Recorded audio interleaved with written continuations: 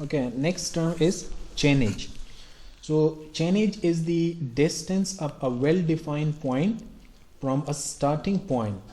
Okay, in chain surveying, it is normally referred to as the distance of the foot of the upset from the starting point in the chain line.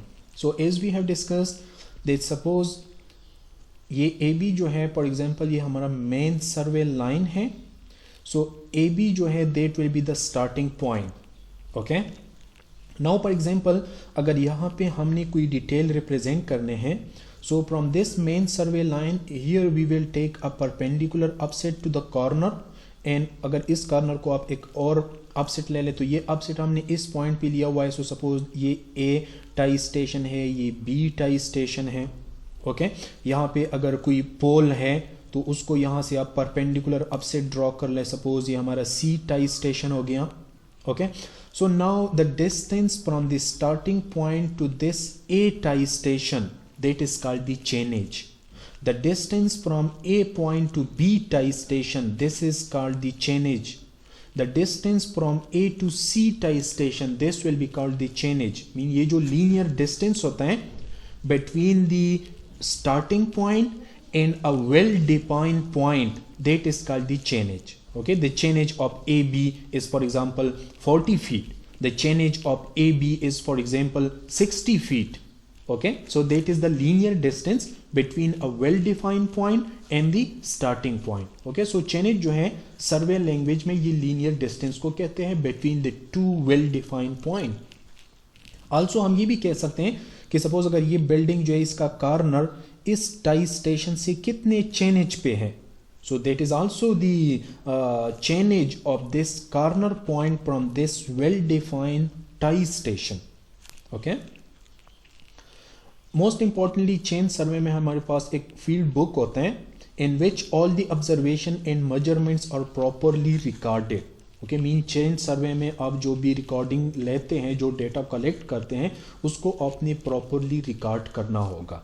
ठीक है, तो इस तरह एक book होता है, उसका लेंथ 200 मिलीमीटर का होता है नॉर्मली और वेट 120 मिलीमीटर का होता है. ओके, सपोज ये एक पेज है उस फील्ड बुक. हाँ, 200 मिलीमीटर उसका लेंथ होता है एंड 120 मिलीमीटर उसका वेट होता है. उसको सर्वे बुक कहते हैं, चेन सर्वे बुक कहते हैं, उसको जनरली फील्ड बुक भी कहते हैं. ठीक है, नॉर्मली स्मॉल साइज का होता है कि इजीली आप पॉकेट में उसको कैरी कर सके. ठीक है, इसकी दो टाइप्स होते हैं. ओके, सपोज अगर ये पेज है तो उसकी सेंटर पे एक लाइन होता है, रेड लाइन. सेंटर में एक रेड लाइन होता है, सिंगल लाइन. तो सपोज अगर आप एक लाइन की सर्वे करते हैं तो अगर इस पॉइंट से आपने स्टार्ट ले ली तो ये आपका स्टार्टिंग पॉइंट होगा. तो बुक में यहां पे आप इसको ए पॉइंट लिखते. अब इस लाइन के ऊपर आप जा रहे, चेनिंग कर रहे. सपोज यहाँ पे आपका एक टाई स्टेशन आ गया जिसके जरिए आपने यहाँ पे कोई डिटेल रिप्रेजेंट करने हैं. तो इस लाइन के ऊपर आप आ जाएं, यहाँ पे ए लिख के और इसका ये जो चेनेज है ये यहाँ पे लिख के सपोज 40 फीट चेनेज आ रहा है. ठीक है, अब सपोज इस लेफ्ट साइड पे ये हमारा डायरेक्शन है तो ये हमारा लेफ्ट साइड होगा और ये राइट साइड होगा. तो लेफ्ट साइड पे अगर ये कोई डिटेल है तो हम ये अपसेट ड्रॉ करेंगे. तो इस टाई लाइन से, टाई स्टेशन से एक अपसेट ड्रॉ करके यहाँ पे उसका एक रिक्वायर्ड मीन हर एक फीचर का एक स्टैंडर्ड रिप्रेजेंटेशन होता है, उसको आप रिप्रेजेंट कर लें और यहाँ पे इसका चेनेज लिखते. सपोज ये 20 फीट डिस्टेंस पे है. ठीक है, आगे आप अपने लाइन पे जाएं. सपोज यहाँ पे एक पोल है जिसको हमने रिप्रेजेंट करना है तो यहाँ पे एक टाई स्टेशन ले ले, बी स्टेशन. यहाँ पे एक अपसेट ड्रॉ कर ले, उसका चेनेज कर लें. ठीक है, तो इस लाइन के ऊपर यहाँ पे आप बी पॉइंट लगाएं, इसका चेनेज यहाँ पे लेके सपोज ये 60 फीट पे है ए से. यहाँ पे एक अपसेट ड्रॉ कर लें, यहाँ पे वो पोल रिप्रेजेंट कर ले, उसका चेनेज लिख के सपोज 20 फीट पे है.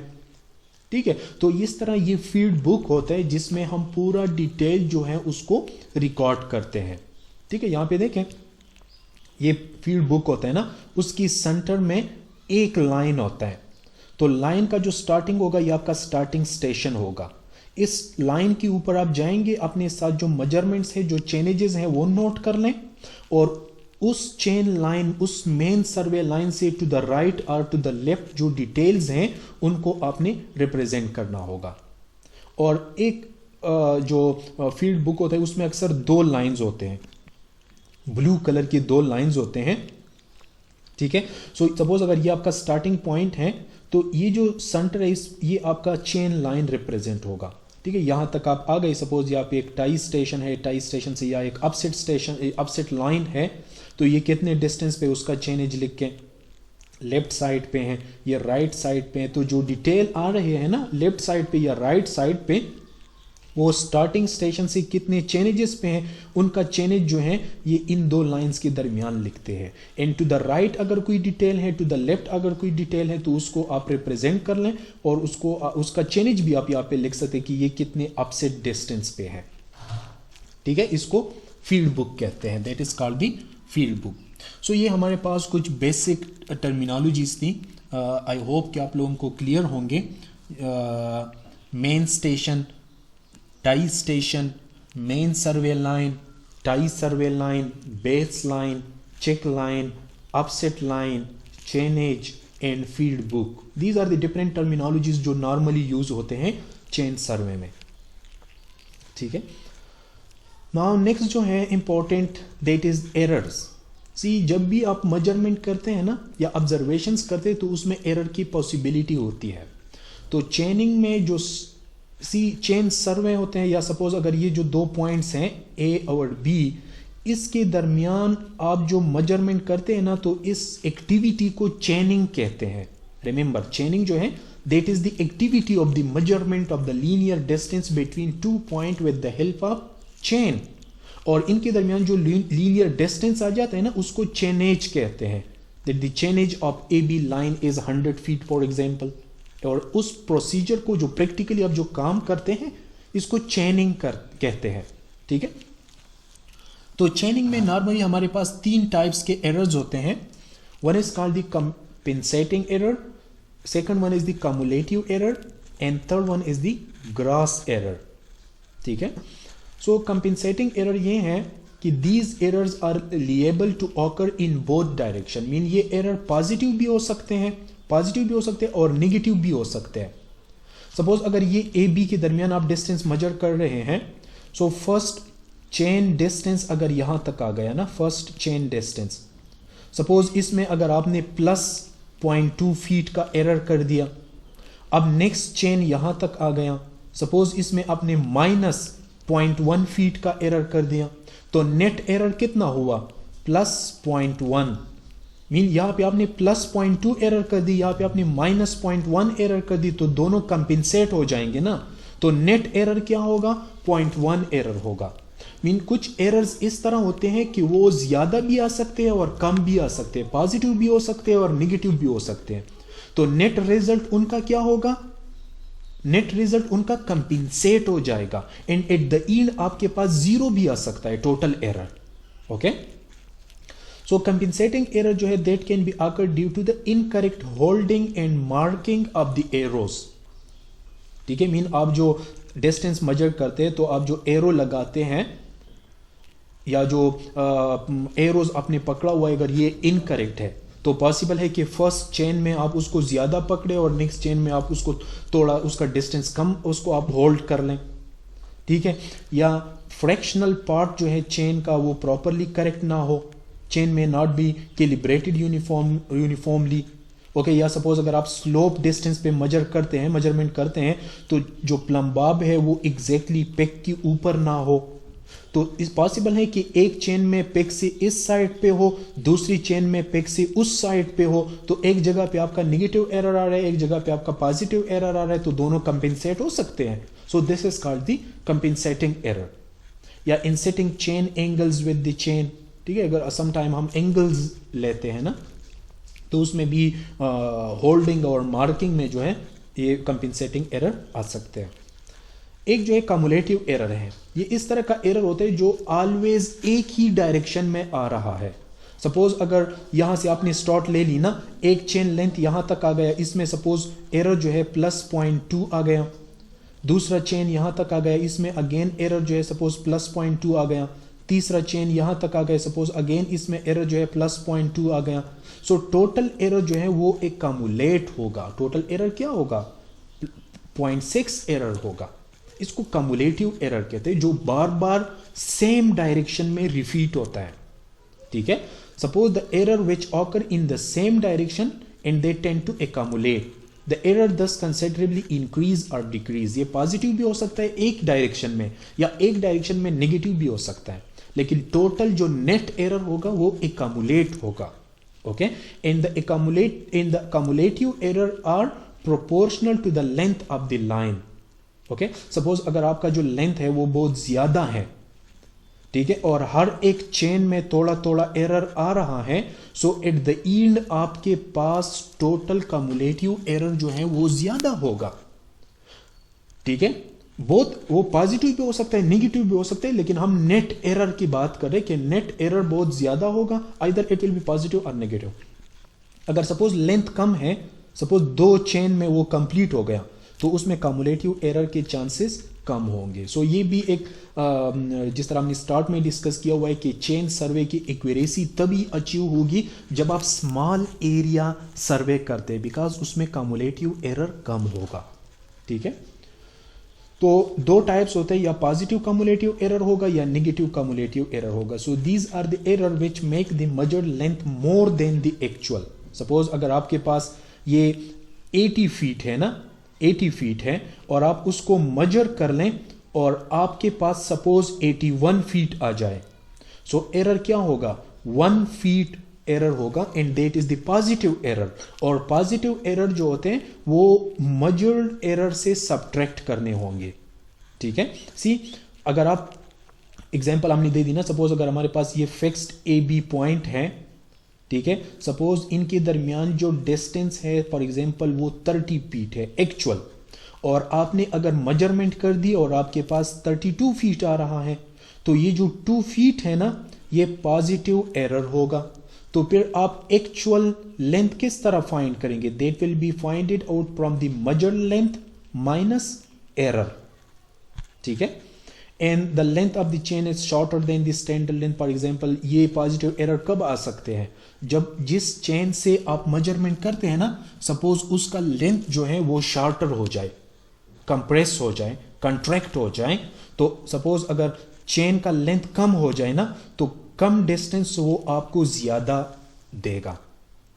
अगर लिंक्स में बेंडिंग आ जाए, नॉट्स आ जाए उसमें, या बीच में से कोई रिंग जो है वो रिमूव हो जाए, या एक लिंक जो है वो अगर बीच में कट जाए, वो बेंड हो जाए, ठीक है, तो वो आपको कम डिस्टेंस जो है वो आपको ज्यादा शो करेगा। सपोज अगर आप स्लोप करेक्शन अप्लाई नहीं कर रहे, मीन अगर अलोंग द स्लोप आप लेंथ मेजर कर रहे हैं ना, तो एक्चुअल हॉरिजॉन्टल डिस्टेंस तो इससे कम होता है। तो अगर स्लोप करेक्शन आप अप्लाई नहीं कर रहे, सेक करेक्शन आप अप्लाई नहीं करें, सपोज अगर चेन को आपने इस तरह पकड़ा हुआ है, इस तरह सेक पकड़ा हुआ है, स्ट्रेट नहीं है, ठीक है, सपोज अगर टेम्परेचर करेक्शन आप अप्लाई नहीं कर रहे, फॉर एग्जांपल जहाँ पे आप मेजरमेंट कर रहे हैं ना, अगर वहाँ पे टेम्परेचर जो है वो स्टैंडर्ड टेम्परेचर से कम है, तो चेन क्या होगा, वो कंट्रैक्ट होगा। तो जो एक्चुअल मेजरमेंट है या एक्चुअल डिस्टेंस जो है 2 पॉइंट्स के दरमियान, वो आपको ज्यादा शो होगा। So that is called the positive error. तो अगर एक बार आप मेजरमेंट कर ले एक चेन से, दूसरी बार आप कर ले, तीसरा पोर्शन आप कर ले, तो वो जो एरर है ना वो कम्युलेट हो जाएगा, and that will be the positive cumulative error. और फिर पॉजिटिव कम्युलेटिव एरर जो है वो मेजर्ड लेंथ से सबट्रैक्ट करना होगा, तो आपके पास एक्चुअल लेंथ आ जाएगा। ठीक है, नेक्स्ट जो है ये हमारे पास नेगेटिव कम्युलेटिव एरर है। So these are the error which make the measured length less than the actual. Suppose अगर एक्चुअल लेंथ जो है हमारे पास फॉर एग्जांपल 30 फीट है, और आप मेजरमेंट कर लें और आपके पास 28 फीट आ जाए, so now we have 2 feet negative error. Okay, and see the length of the chain is more than the standard length. For example chain का जो लेंथ है ना वो अगर स्टैंडर्ड लेंथ से इंक्रीज हुआ है, सपोज अगर टेम्परेचर हाई है तो चेन एक्सपेंड होगा। अगर वो एक्सपेंड हो जाए तो 1 फीट लेंथ जो है वो एक्सपेंड हो जाएगा ना, तो जो एक्चुअल 1 फीट है वो आपको सपोज 10 इंच दिखाई देगा। फिर 1 फीट जो है अगर 12 इंच एक्चुअल है ना, और आपका चेन एक्सटेंड हुआ है, तो चेन आपको 10 इंच का रीडिंग देगा। समझ आ रहा है इस पॉइंट की? ठीक है, या सपोज अगर रिंग जो है या लेंथ जो है वो प्लेटन्ड हो जाए, एक्सटेंड हो जाए, एक्सपेंड हो जाए, ठीक है। अगेन अगर टेम्परेचर करेक्शन आप अप्लाई नहीं कर रहे, सपोज अगर टेम्परेचर जो है वो ज्यादा है स्टैंडर्ड टेम्परेचर से, तो जो चेन है वो एक्सटेंड हो सकता है। सो जिसकी वजह से जो एरर आएगा या जो मेजरमेंट्स आपको देगा वो एक्चुअल से कम होगा, और ये जो आएगा that is called the negative error, and then the actual length will be equal to the measure length plus the error. Error जो है वो आपने मेजर लेंथ के साथ प्लस करना होगा, so then you will get the actual length. So ये दो पॉइंट्स को याद रखें कि पॉजिटिव कम्युलेटिव एरर और नेगेटिव कम्युलेटिव एरर के साथ हम क्या करेंगे, मेजर लेंथ के साथ प्लस करेंगे या सब्ट्रैक्ट करेंगे। ठीक है। So third type of error जो है that is the gross error. Okay, mostly हम जो मिस्टेक्स करते हैं मेनली वो ये है जिसकी वजह से जो है टोटल एरर आ जाता है। एक है डिस्प्लेसमेंट ऑफ एरोज और स्टेशन मार्क्स। सपोज अगर आपकी जो मेन स्टेशन है या टाई स्टेशन है, अगर वो डिस्प्लेस हो जाए, मिसप्लेस हो जाए, अगर आपसे गुम हो जाए, या कोई उसको जो है आपसे अब भूल जाए कि कहाँ पे स्टेशन था। ठीक है। या सपोज इस तरह है कि ये अगर लेंथ है ना, सपोज ये 1000 फीट है या 1000 फीट से भी ज्यादा है, तो सपोज आप टेप को एक्सटेंड कर ले या चेन को एक्सटेंड कर लें, यहां तक आ गया तो आप कहते हैं कि 1 हो गया, फिर यहां तक सपोज 2 हो गए, यहां तक सपोज 3 हो गए। इसको काउंटिंग कहते हैं ना, कि एक दफा आपने चेन एक्सटेंड की, लेंथ मेजर कर दिया, फिर आगे आप चले गए, फिर आगे आप चले गए, मीन आप जा रहे हैं ना टेप को एक्सटेंड कर, बिकॉज टेप का या चेन का लेंथ तो लिमिटेड होता है। तो आपके पास 1 टेप लेंथ आएगा, 2 टेप लेंथ आएगा, 3 टेप लेंथ। सपोज अगर इस काउंटिंग आपसे मिस हो जाए, ये मिस काउंटिंग आप कर लें, ठीक है, या ये जो टेप की जो रीडिंग है वो आप गलत रीडिंग ले लें, ठीक है, या उसकी अगर जो बुक है ना, बुक में आप एंट्री आप गलत उसकी एंट्री कर दें, गलत चेनेज आप एंट्री कर दें, तो रॉन्ग बुकिंग है, मिस रीडिंग है, मिस काउंटिंग है, या डिस्प्लेसमेंट ऑफ द स्टेशन जो है। These are the different factor जिसकी वजह से आपके सर्वे में जो है एरर आ सकता है। तो इन चीजों का मेन ख्याल रखना है। ठीक है। Now we are going to the main procedure of the chain survey, कि आप मेनली चेन सर्वे किस तरह करेंगे। तो यहां तक हमने जो डिस्कस की that was the background, that was the basic terminologies, that in chain survey you must know about the main station, tie station, main survey line, tie survey line, base line, check line, upset line, okay, chainage, field book, different types of the errors। तो ये जो idea है आपके mind में, ये idea होना चाहिए। Okay.